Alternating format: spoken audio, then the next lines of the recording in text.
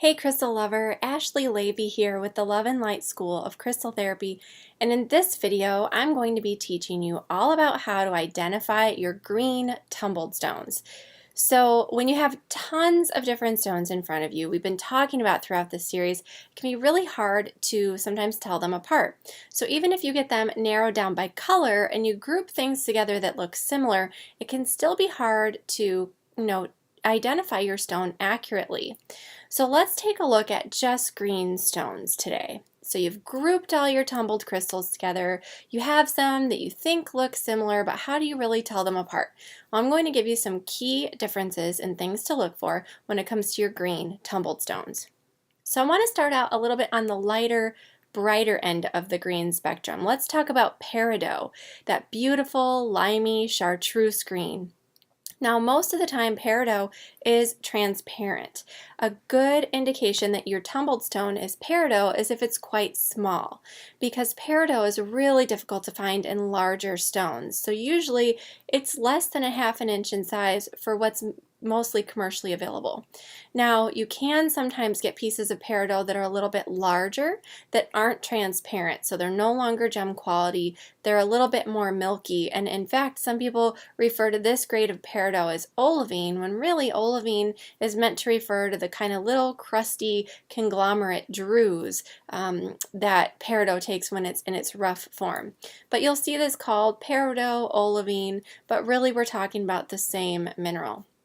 And it's this beautiful limey green, but when it is a little bit more milky, a little bit more opaque, it's kind of more of an apple green. It has that little bit of cloudiness that kind of comes into play and tones the color down just a bit, so it's not quite so vibrant. But most of it, like I said, is going to be very small and very transparent. It even has almost a bit of a glassy look, and that just has to do with the way that it was formed. Now, another stone that's kind of on the lighter end of the spectrum is serpentine, but serpentine really ranges in appearance because serpentine, believe it or not, is actually the name of a group of minerals, not just one kind of stone. So if you see serpentine that is opaque, or serpentine that is translucent, or serpentine that's somewhere in the middle, or somewhere in between translucent and transparent.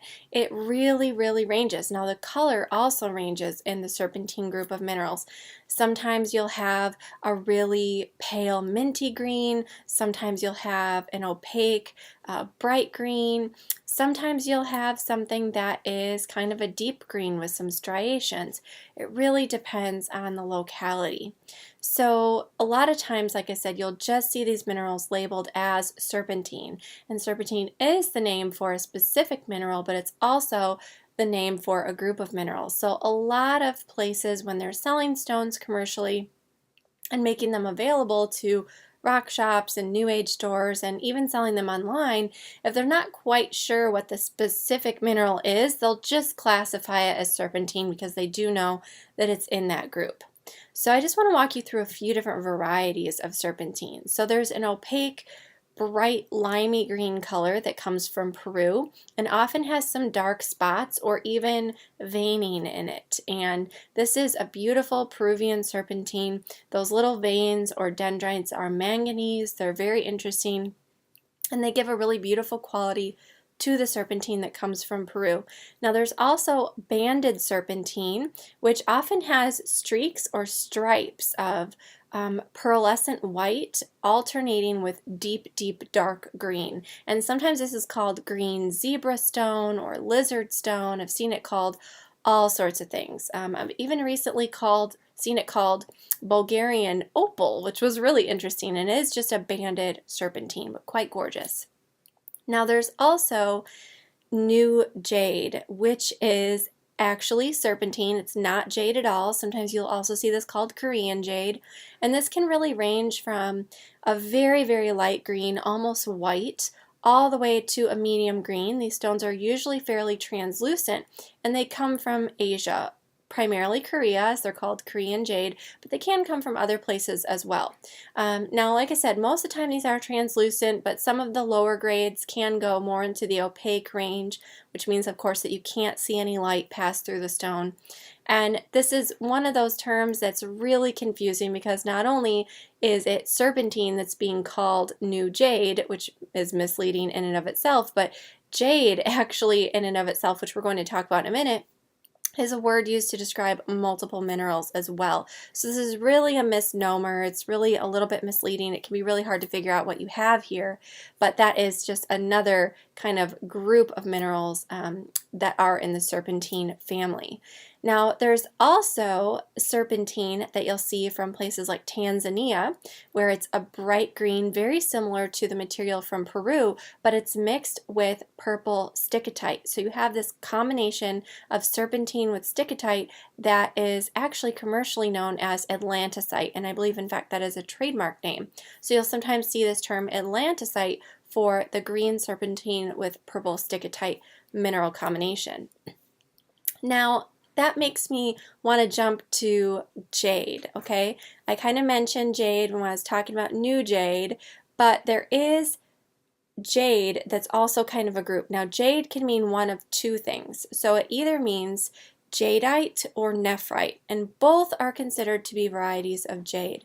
So green nephrite jade is really highly sought after, especially the dark, beautiful green jade that comes up from British Columbia and Canada. But there's also jadeite jade, which comes in a brilliant range of colors, primarily from Asia, but also from other locations. Now, there are alternative colors of nephrite jade as well that are found more in Central and South America, particularly in Guatemala, where you can see blue and lavender and some other colors other than green as well. But the really highly prized green nephrite comes from British Columbia. So this can be a little bit tricky when you're purchasing jade. Make sure that you're buying from a reputable dealer.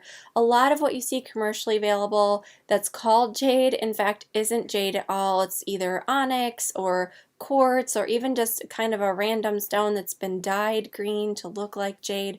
Particularly when you look at beads. If you're purchasing beads for a project or something like that and you're looking for some jade, just really buy from a reputable dealer. I've seen some very convincing looking fakes on the market, so just do your research ahead of time.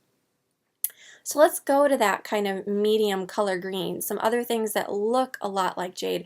So jade, the beautiful green that you see in nephrite jade is often transparent, or excuse me, translucent, sometimes opaque, but normally if you sliced it really thin, you would be able to see the light pass through. It's absolutely gorgeous stuff and can often be confused for green aventurine because it's a very similar color. So green nephrite jade is a little bit more expensive than green aventurine, but very high quality green aventurine can look a little bit similar to green nephrite jade. However, one key difference is that green aventurine is actually a form of quartz. It's made primarily of quartz that has inclusions of little tiny pieces of mica. So that gives it this beautiful kind of shimmery, glittering effect in a really good quality piece.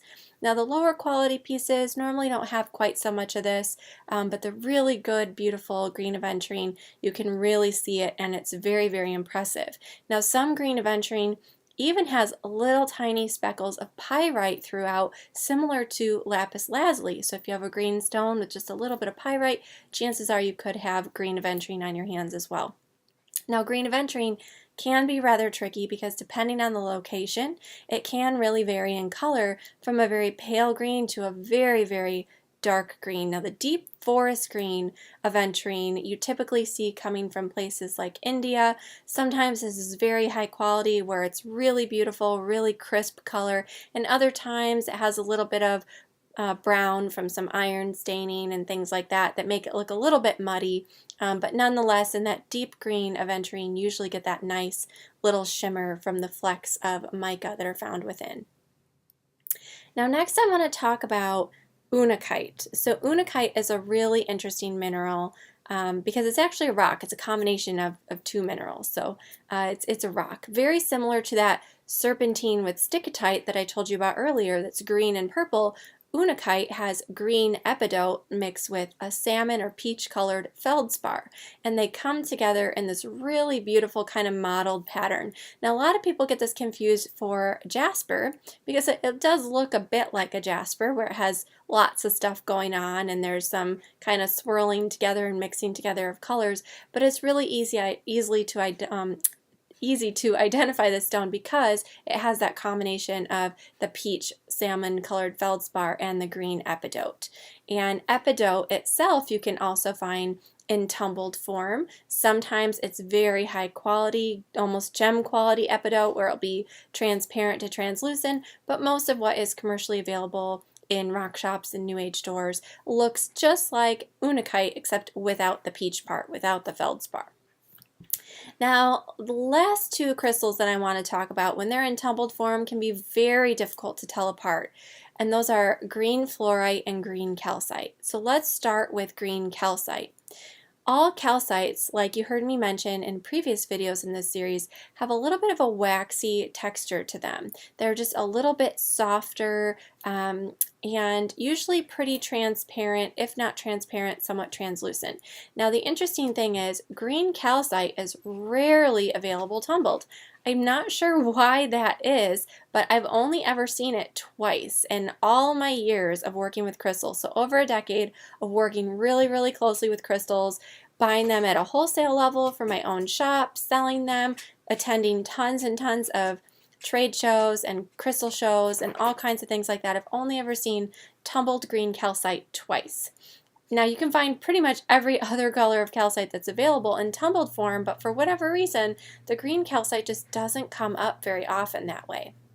So if you have a tumbled stone that looks a little bit like green calcite, a little bit like green fluorite, chances are it's actually probably green fluorite.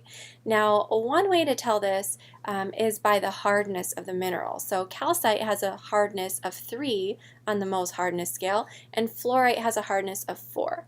Now, if you're like me, you probably don't want to ruin your crystals by actually doing a scratch test on your mineral, which is the only way to really determine that. So just knowing that green calcite isn't really commercially available, but that green fluorite is very commonly found tumbled can be really helpful. Now, in particular, something to look for if you have a very transparent, kind of medium blue-green tumbled stone that you think is probably fluorite or calcite, it's really helpful to look for other colors or bits of banding because most green fluorite actually comes from larger areas where there are actually other bands of color throughout the fluorite, like rainbow fluorite. Sometimes you'll see bands of blue or purple or even yellow. And so this can be really useful because if you see even a hint of another color, then it really pretty much confirms that you probably have a tumbled green fluorite. I hope that helps give you a little rundown of some of the most common stones, but one more before I go is malachite. Now this looks unlike any other. It's a really deep forest green and it's easy to identify because it has alternating bands of color. There's dark green and light green, and they're often swirled together in a beautiful kind of appearance that looks almost like an abstract painting. So if you're familiar with malachite, this is an easy one to spot. Most people really fall in love with this stone because of its patterns. So it's a pretty easy one to identify once you've seen it a few times. I hope that you've really learned a lot watching this video. I'm really looking forward to seeing you in the next training video where I'll talk about blue, indigo, and teal stones. And until then, I'm Ashley Lavey of the Love and Light School of Crystal Therapy, and Crystal Blessings.